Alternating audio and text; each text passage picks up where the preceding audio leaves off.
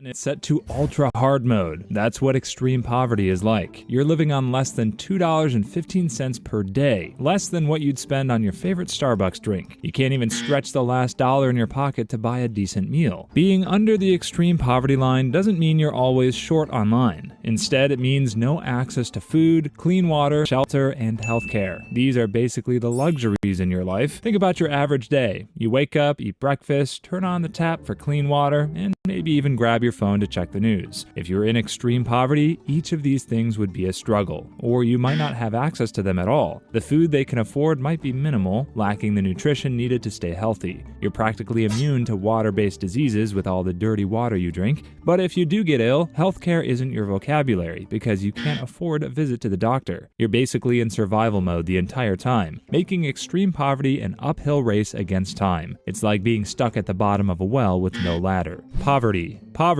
is like trying to win a game of Monopoly when you start with no money and no properties, and every time you pass go, you get a bill instead of $200. Insufficient resources struggle to meet basic needs, like food, housing, healthcare, and education. Imagine a day when you must choose between paying for dinner or keeping the lights on. In practical terms, poverty means living on an income below a certain threshold, but that threshold varies depending on where you live. You may be poor when you're living on $35 a day in America, but you'll be pretty loaded with that money in most African countries. But the point is that being poor means it's a daily struggle to put food on the table or find ways to pay your bills. But being poor isn't about not having enough dollars in the bank. It could also affect your quality of life and leave you stuck in a cycle because you don't have access to things that could help you escape the poverty loop, like higher education or better resources. There's also the idea of relative poverty. When you might have enough money to survive, still you can't participate in social activities in the community because your income is relatively low. Imagine having enough money to go to school, eat well, and pay your bills, but not enough to buy a smartphone. So while your friends share memes, you're playing Snake on your ancient Nokia 3310. Basically, being poor means your opportunities, choices, and freedom are limited, even if you might be making enough money to survive. Lower middle class.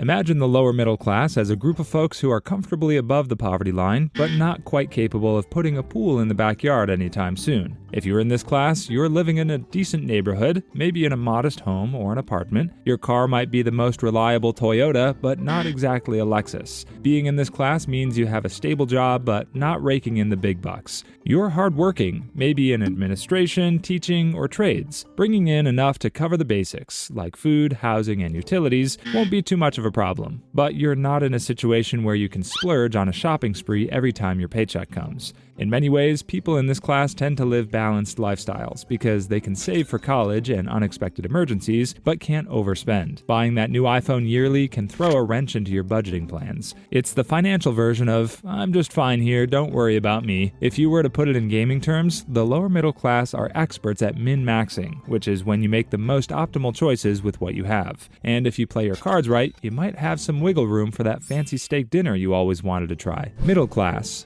If you were to rate the middle class on a scale from 1 to 10, they would be 5. They're, as the kids would say, mid. You would say they're the Goldilocks of social classes, not too rich or poor, but just right. What qualifies someone as middle class can vary depending on where you live, your country's economy, and even personal perceptions. Being middle class is often tied to income in many places, but it's not just about numbers. Sure, there's a general income range, typically earning enough to cover your basic needs like housing, healthcare, and education, but with New spring styles are here. a little left over for comforts, like vacations, dining out, or upgrading your smartphone without feeling too guilty. But it's also about lifestyle. Think of it as having enough to buy a new phone once every 2 years, but not enough to splurge on luxury brands weekly. If you're in the middle class, you tend to have a more stable job, like teachers, nurses, or office workers, compared to lower income jobs that might be more physically demanding or less secure. But you don't enjoy the financial freedom that lets you retire early. You can't also take unnecessary risks, like funding a wild business that could fail and turn you into a bottom feeder. It's a comfortable space where you're not stressing over every bill, but are still aware that spending too much could land you back on instant ramen noodle dinners for a while. Upper middle class. Being in the upper middle class means you're not in the cramped economy section of an airplane, but you can't afford the luxurious first class seats as well. You're right in the middle, where you can afford enough room to stretch your legs, but but not enough to have free-flowing champagne. This group has a good handle on their finances and lives a pretty nice life. If you're in this class, you'd have a stable and well-paying job, like a senior manager, a specialized professional, or a successful business owner. You can earn a decent salary to live comfortably in a nice neighborhood, send your kids to good schools, and take vacations.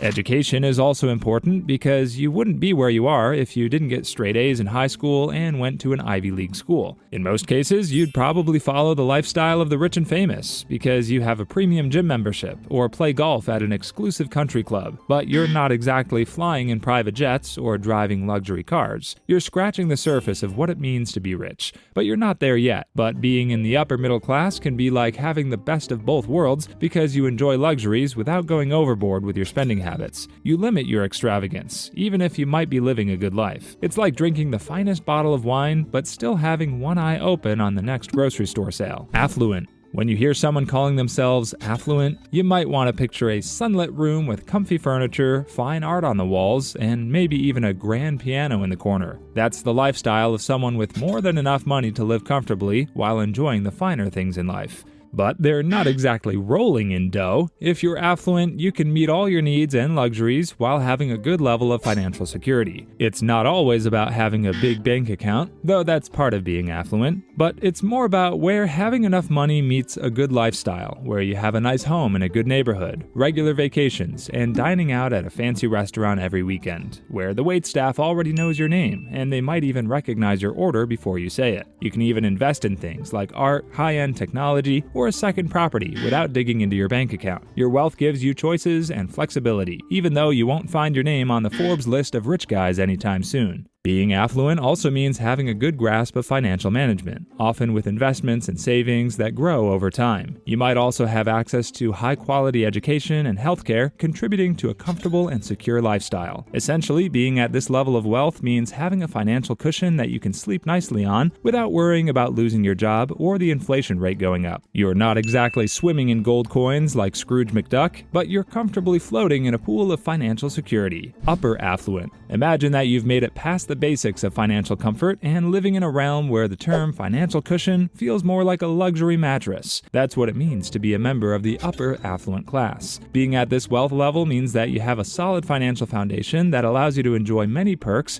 without constantly checking the price tag. Your income is significantly higher than average, so you can afford more than essentials. We're discussing things like upscale vacations, high-end cars, and maybe even a second or third property. Having pocket change also means being able to buy a car when someone dares you to. But it's not just about the big-ticket items. This wealth also means you can invest in experiences that enrich your life, like gourmet dining, exclusive events, and high-quality leisure activities. You might also have a financial advisor to help manage and make the most of your wealth because you can afford to hire someone to do the math for you. Socially, being upper affluent often places you in a circle with other high earners where discussions might revolve around investments, luxury brands, and maybe even philanthropy. It's a lifestyle where you're not just making ends meet, but actively enjoying the finer things and planning for the future. You're at the sweet spot where you can enjoy financial stability while indulging in your hobbies and having enough freedom and flexibility to do what you want without worrying about the future. It's like you found the golden ticket to the financial amusement park, where you can simply skip the long lines and enjoy the ride. Millionaire. Being a millionaire means you've hit the $1 million mark in net worth. This means that all your assets minus your liabilities are worth $1 million. Think of it as having a giant piggy bank worth 7 figures. In practical terms, this could mean having a mix of assets, like a big house, investments in stocks or real estate, and maybe even a yacht if you're feeling fancy. You're likely able to live comfortably without worrying too much about the price of everyday things. You might splurge on a few luxuries, like vacations or high-end gadgets, but you probably have a good chunk of your wealth invested in things that help it grow even more because even your money needs a vacation. Being a millionaire doesn't necessarily mean you're ultra-rich like the billionaires you hear about in the news. A solid financial position allows for a comfortable lifestyle and financial security. You're more likely to be able to afford higher education for your kids, retire early, or start a business if that's your thing. And it also means you can finally have that gourmet cup of coffee every morning without thinking twice. Of course, the cost of living can vary greatly depending on where you are. In a place like New York City or San Francisco, that million might not stretch as far as it would in a smaller town or rural area. You might spend more on parking than a month's worth of groceries. But overall, being a millionaire means you've got a decent financial cushion and some flexibility to enjoy life's perks without sweating the small stuff. Multi-millionaire. Let's say you've leveled up in the world of millionaires and taken the next step into becoming a multi-millionaire. You're like a Pokemon in the sense that leveling up in the financial world allows you to evolve into your next stage. As a multi-millionaire, you're not just worth at least $1 million.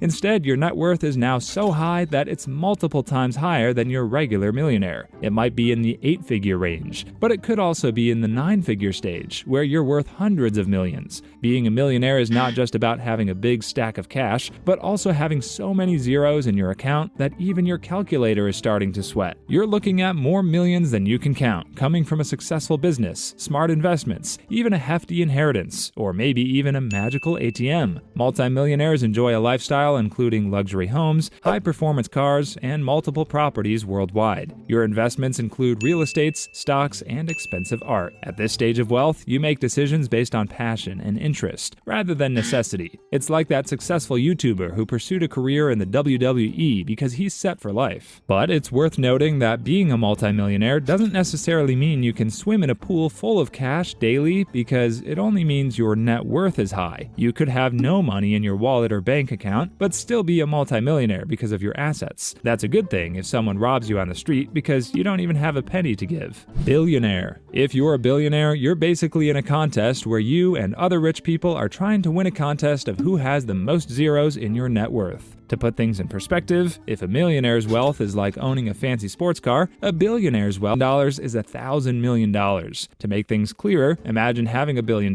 You spend $1,000 every day. Most people can't even spend that much daily unless they live in hotels and eat luxury food every meal. But spending that much in a day will take you nearly 3,000 years to spend the $1 billion in your bank. Basically, billionaires have more money than they could count or ever need in a lifetime. With billions of dollars, you could buy a private island, a fleet of yachts, or even a small country if you feel extravagant. But beyond the glitz and glamour, billionaires often invest their money in businesses and technology. They might be behind the next big tech innovation. That iPhone you're looking at right now comes from